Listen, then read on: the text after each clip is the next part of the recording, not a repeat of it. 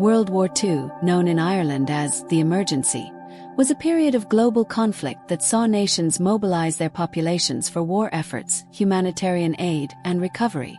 Although Ireland maintained a policy of neutrality throughout the war, this did not mean that Irish citizens were uninvolved in the broader humanitarian and medical efforts of the time. Many Irish men and women volunteered for first aid and emergency services, both domestically and abroad, during and after the war. Their contributions, though sometimes overlooked, were vital in providing medical care, supporting war-torn communities, and aiding in post-war recovery. Ireland's neutrality during World War II was a defining feature of its wartime policy. Under the leadership of Eamon de Valera, the Irish government declared its intention to remain neutral, a decision influenced by the country's recent independence from Britain and its desire to avoid entanglement in another global conflict. This neutrality, however, did not preclude Ireland from preparing for potential emergencies or from contributing to humanitarian efforts. The government recognized the need for civil defense measures, including first aid training and emergency response, in case the war spilled over into Irish territory. Domestically, the Irish government established the Air Raid Precautions (ARP) service, which included first aid training and the organization of volunteer response teams. These efforts were supported by organizations like the Irish Red Cross, which played a central role in training and mobilizing volunteers for first aid and emergency services. While Ireland was spared the devastation of direct conflict, the threat of air raids and other wartime emergencies prompted significant preparation and volunteer activity. The Irish Red Cross was established in 1939, just as World War II began. It quickly became a key organization for coordinating first aid and emergency response efforts in Ireland. The Red Cross trained thousands of volunteers in first aid, nursing, and other medical skills, ensuring that communities were prepared to respond to potential wartime emergencies. These volunteers formed the backbone of Ireland's civil defense efforts during the war. The Red Cross also worked closely with the government's ARP service. Volunteers were trained to provide first aid in the event of air raids, fires, or other disasters.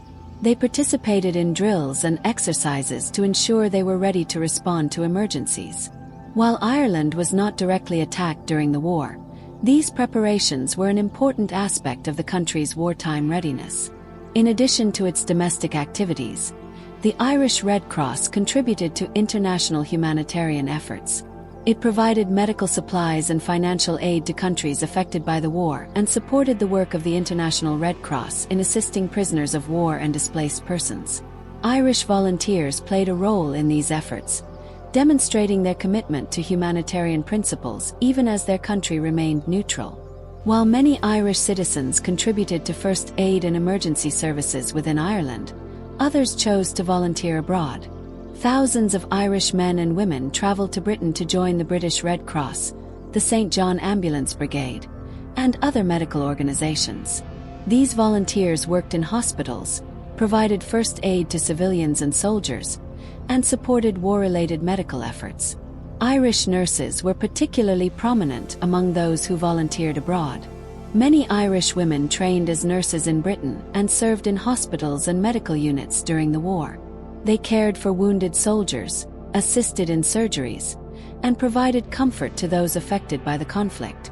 Their contributions were widely recognized and appreciated, and many Irish nurses continued to work in Britain after the war.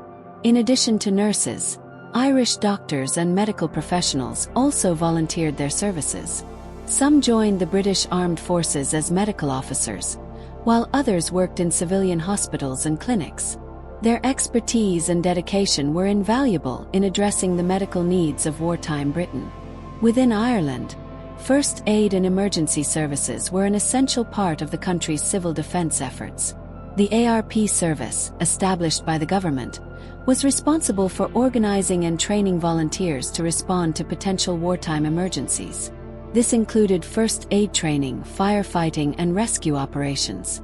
The ARP service worked closely with the Irish Red Cross and other organizations to ensure that communities were prepared for emergencies. Volunteers participated in drills and exercises to practice their skills and improve their readiness. They were equipped with first aid kits, stretchers, and other supplies, and they were stationed in key locations across the country. While Ireland was not directly attacked during the war, the ARP service and its volunteers played an important role in maintaining public safety and preparedness. Their efforts helped to reassure the population and ensure that Ireland was ready to respond to any emergencies that might arise.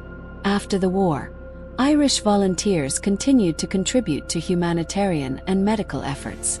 The Irish Red Cross played a key role in post-war recovery, providing aid to refugees, displaced persons, and communities affected by the conflict. Irish volunteers worked alongside their counterparts from other countries to deliver food, clothing, and medical supplies to those in need. One notable aspect of Ireland's post-war humanitarian efforts was its support for displaced persons and refugees. The Irish Red Cross and other organizations helped to resettle refugees in Ireland and provided assistance to those who had been uprooted by the war. Irish volunteers also participated in international relief efforts, working in camps and clinics to provide medical care and support to displaced populations. In addition to its humanitarian work, the Irish Red Cross continued to train and mobilize volunteers for first aid and emergency services. This ensured that Ireland remained prepared for future emergencies and that the skills and experience gained during the war were not lost. The contributions of Irish volunteers during and after World War II were significant, but they have often been overshadowed by Ireland's policy of neutrality. While the country did not participate in the war as a combatant, the efforts of its citizens in first aid, emergency services, and humanitarian work demonstrate a commitment to helping others in times of need. Many of these volunteers were recognized for their service. Those who served in the ARP service or the Irish Red Cross during the war were eligible for the Emergency Service Medal, which was awarded to individuals who had completed at least 2 years of service. This recognition highlighted the importance of their contributions to Ireland's wartime preparedness and humanitarian efforts. The legacy of these volunteers can still be seen today. The Irish Red Cross remains an active and vital organization, continuing to provide first aid training, emergency response, and humanitarian aid.